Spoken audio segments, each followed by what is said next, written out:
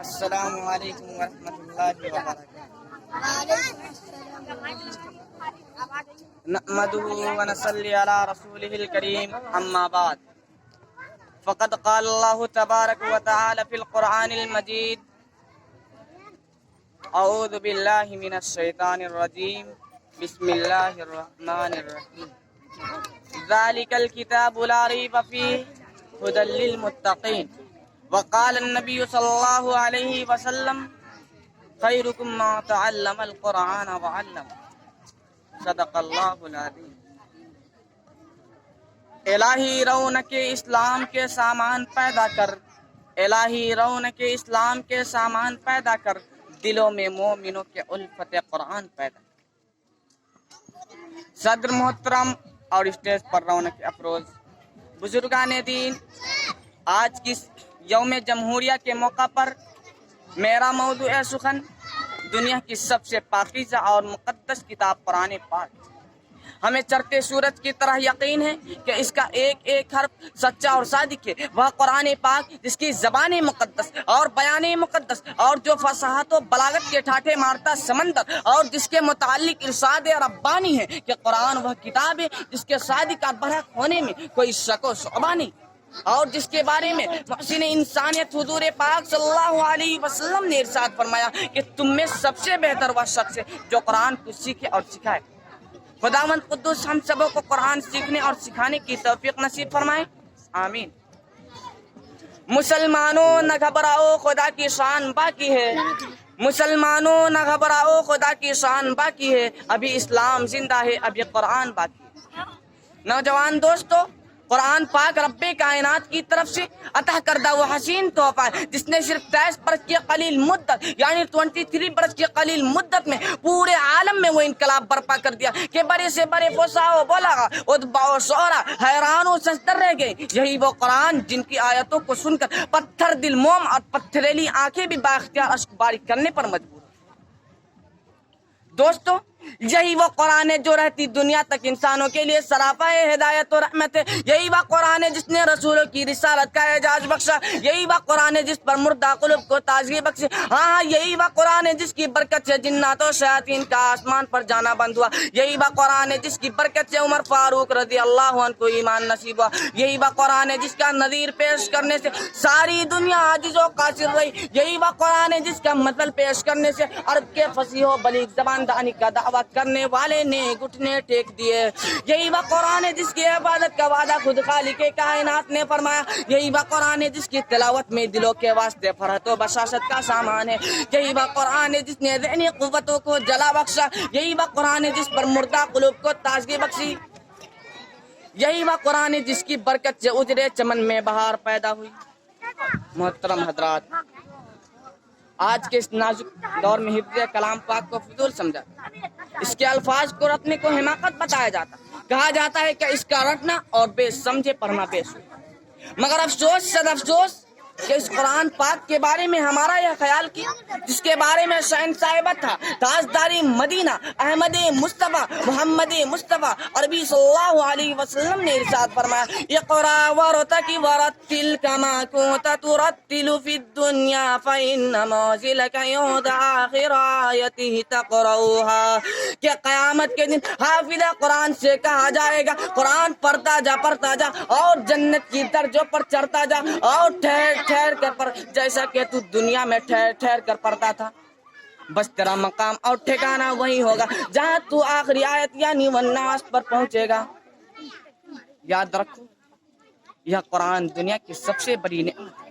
یہ زمین و آسمان، چاند، سورج، ستارے کوئی اس نعمت کا مقابلہ نہیں کر سکتے. یہ قرآن رب کائنات کا عظیم اور مقدس کتاب، اور کیوں نہ ہو جبکہ اس کا اتارنے والا بھی امین، جس کے ذریعے اتارا گیا وہ بھی امین، جس ذات پر نازل ہوا وہ بھی امین، جس مہینے میں نازل ہوا تمام مہینوں سے افضل، اور جس رات میں نازل ہوا 1000 مہینوں سے بہتر. اللہ کا یہ مقدس کلام کو تمام کلاموں سے افضل اور برتر ہے. حدیث پاک میں آتا ہے: فضل کلام اللہ علی سائر الکلام کفضل اللہ علی خلقہ. کہ اللہ کے کلام کو سب کلاموں پر ایسی فضیلت ہے جیسی کہ خود حق تعالی شانو کو تمام مخلوق پر اللہ کا دلارا اور خدا کا پیارا نبی ارشاد فرماتا ہے کہ جس نے قرآن پڑھا اور اس پر عمل کیا اس کے والدین کو کل قیامت کے دن سورج سے بھی زیادہ روشن تاج پہنایا جائے گا۔ غور کرنے کا مقام ہے کہ جب والدین کو اس گرہ قدر انعام سے نوازا جائے گا تو خود پڑھنے والے کا مقام اور مرتبہ کا کیا عالم ہوگا۔ حضرات، قیامت کا میدان ہوگا اور ایسے 10 آدمی جن کے لیے جہنم واجب ہو چکی ہوگی، حافظ قرآن اپنی رب کی بارگاہ میں سفارش کرے گا، پروردگار عالم اس کی سفارش کو قبول کرے گا اور اس حافظ قرآن کی برکت سے ان کو نجات عطا ہو۔ مسلمانوں، قرآن کریم وہ عظیم برکت ہے جو روح خداوندی ہے، معدن حیات اور سر چشمہ زندگی ہے۔ وہ عرب قوم جو پشت سے مردہ چلی آ رہی ہے، دنیا جس کو ذلیل اور حقیر جانتی تھی، کوئی ان کو اونٹ کی مینگنیوں میں کھیلنے والا سمجھتا تو کوئی ان کو جوہلا عرب کا خطاب دیتا، لیکن جب قرآن آیا تو جن کا نام جوہلا عرب تھا صحابہ کرام ہو گیا، اور جن کو نفرتوں سے یاد کیا جاتا تھا ان کا نام رضی اللہ عنہ ورضوا عنہ کا اعزاز ملا، اور جس زمانے کا نام جاہلیت تھا اس کا نام خیر القرون ہو گیا۔ اور وہ مردہ قومیں جو کروٹیں نہیں لے سکتی تھی طاقت و قوت سے ایسی لیس ہو گئی کہ جس نے قیصر و کسریٰ کا غرور خاک میں ملا دیا اور بڑی بڑی سلطنت اور حکومتوں کا تختہ پلٹ دیا۔ دوستو، قرآن آیا تو زمان و مکان میں زندگی آئی، قرآن آیا تو عدل و مساوات کا پیغام آیا، قرآن آیا تو مذہب اسلام پھیلا، قرآن آیا تو مردہ قومیں زندہ ہوئی، قرآن آیا تو قیصر و کسریٰ کا غرور خاک میں ملا، قرآن آیا تو باطل کے لہراتے جھنڈے ٹوٹ پڑے، قرآن آیا تو کفر و شرک دم توڑ گیا، قرآن آیا تو توحید ملی، ایمان ملا، قرآن آیا تو گلستہ کو بہار حسن عطا ہوئی۔ ہاں مجھے کہہ لینے دیجئے کہ قرآن آیا تو روشنی آئی، قرآن آیا تو تاریکی کا فور ہوئی، قرآن آیا تو امن و امان اور سلامتی آئی، قرآن آیا تو احکام ملے، شریعت ملی، قرآن آیا تو دم توڑتی انسانیت کو حقوق ملے، قرآن آیا تو شرافت و عزت ملی، قرآن آیا تو ضلالت و گمراہی کے وادیوں میں بھٹکتے ہوئے انسانوں کا درد و غم ملا، قرآن آیا تو دوستو سب کچھ ملا۔ مگر افسوس صد افسوس کہ آج ہم نے قرآن کی دامن مقدس کو ترک کر دیا، اس کے پاکیزہ تعلیمات کو بھلا دیا۔ نتیجہ یہ ہوا کہ وہ مسلم قوم جس کے سر پر عزت و رفعت کا تاج تھا ذلت و رسوائی کے غار میں جا گری، وہ قوم کامیابی جس کے آگے بڑھ کر استقبال کرتی تھی ناکامی اس کا مقدر بن گئی۔ وہ مسلم قوم جس کی ایک آواز پر افریقہ کے جنگل میں رہنے والے خاں خوار درندوں نے میدان خالی کر دیا تھا، آج ایک چیٹی بھی اس کا حکم ماننے کو تیار نہیں۔ وہ مسلم قوم جس نے کبھی حکومت و سلطنت کا فریضہ انجام دیا تھا آج غلامانہ زندگی بسر کر رہی ہے۔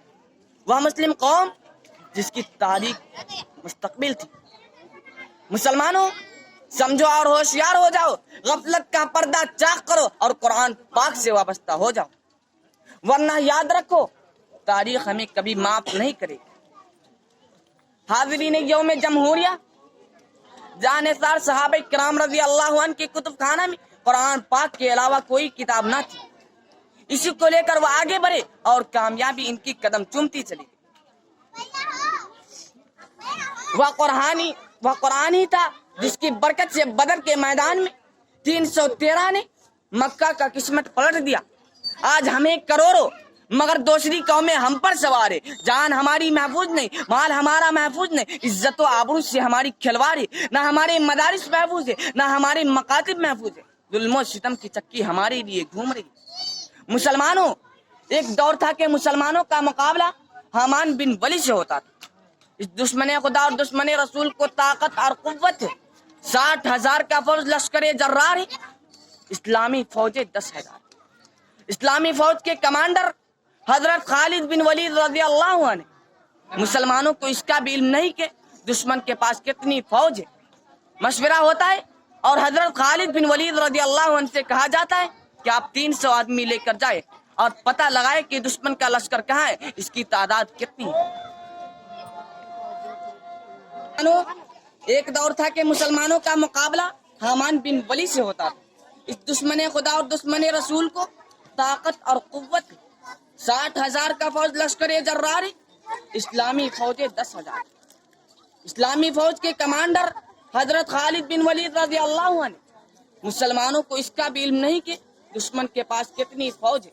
مشورہ ہوتا ہے اور حضرت خالد بن ولید رضی اللہ عنہ سے کہا جاتا ہے کہ آپ 300 آدمی لے کر جائے اور پتہ لگائے کہ دشمن کا لشکر کہاں ہے, اس کی تعداد کتنی ہے اور اس کے پاس سامان کیا ہے. صحابی رسول صلی اللہ علیہ وسلم کی ایمانی قوت دیکھے, فرماتے ہیں کہ 300 کی ضرورت نہیں, میرے ساتھ سے 30 آدمی کافی ہے. صحابہ عرض کرتے ہیں کہ آپ کی قوت ایمانی مبارک ہو, لیکن یہ دنیا دار الاسباب ہے, 30 آدمی کچھ نہیں ہوتے, کم از کم 60 آدمی لے جاؤ. چنانچہ 30 آدمیوں کا اور اضافہ کر دیا گیا. اسلامی مجاہد کا یہ مختصر سا قافلہ آگے بڑھا.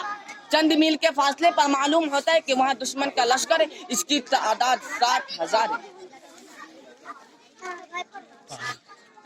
حضرت خالد بن ولید رضی اللہ عنہ کی ایمانی حرارت جوش میں آئی اور فرمایا کہ میری رائے ہے کہ ادھر منتظر صحابہ کرام کو اطلاع کی ضرورت نہیں, ان سے مقابلہ کے لیے ہم کافی ہے. سب نے یک زبان ہو کر کہا ہمیں شوق شہادت ہے, اور جب شہادت سامنے ہے تو دشمن کی کثرت تعداد سے پرواہ کیا ہے. اسلامی فوج کا ایک سب بناتا ہے, دوسری طرف حمان بن ولی آگے بڑھتا ہے اور کہتا ہے کہ ہم تو سمجھے تھے کہ مسلم قوم ہے جو بڑی سمجھدار ہے, لیکن معلوم ہوتا ہے کہ تم احمق ہو. 60,000 سے لڑنے کے لیے 60 آدمی لے کر آئے. جاؤ ہم تم پر رحم کھاتے اور 2 بوڑے کھجور اور چند اشرفیہ دے دیتے کہ اپنے جان پر ظلم کرنے آئے ہو, یہاں سے چلے جاؤ. دوستو جگر پر ہاتھ رکھیے اور سنیے. حضرت خالد بن ولید رضی اللہ عنہ فرماتے ہیں تو واز بن کر آیا ہے یا کمانڈر بن کر, تجھے شرم نہیں آتی؟ اپنی بزدلی کو واز کے پردے میں چھپاتا ہے, تم میں لڑنے کی طاقت و قوت نہیں. اسلامی مجاہد کا اس للکار کو سن کر حمان بن ولی جوش میں آتا ہے اور فرماتا ہے کہ پکڑ لو ان 60 آدمی. چنانچہ 60,000 کا حملہ ہوتا ہے اور صحابہ کرام ان میں گھس جاتے ہیں. اور راوی کہتا ہے کہ رسول خدا صلی اللہ علیہ وسلم کے جانباز سپاہی ان میں گھستے ہوئے تو نظر آئے, پھر نہیں پتا کہ وہ کہاں ہے, سوائے تلواروں کی چمک اور کھچا کھچ کے کچھ نظر نہ آئے. صرف 3 گھنٹے میں جنگ کا فیصلہ ہو جاتا ہے. تاریخ شاہد ہے, زمین و آسمان گواہ کہ 60 نے 60,000 کا منہ پھیر دیا. حضرات میں پوچھنا چاہتا ہوں کہ وہ کون سی چیز تھی جس نے صحابہ کرام میں یہ طاقت و قوت پیدا کی.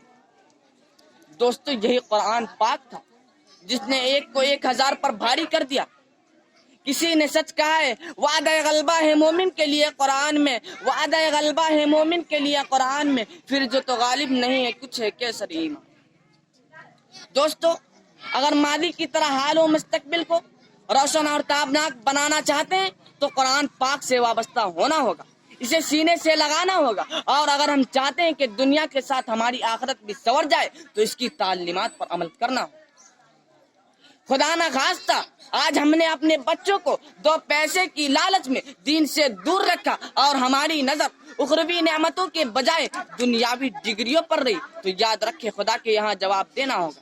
اسی بات پر میں اپنی تقریر کو ختم کرتا ہوں کہ اللہ تبارک و تعالی ہم سبوں کو قرآن سیکھنے اور سکھانے اور اس پر عمل کرنے کی توفیق نصیب فرمائے. آمین. وما علینا الا البلاغ.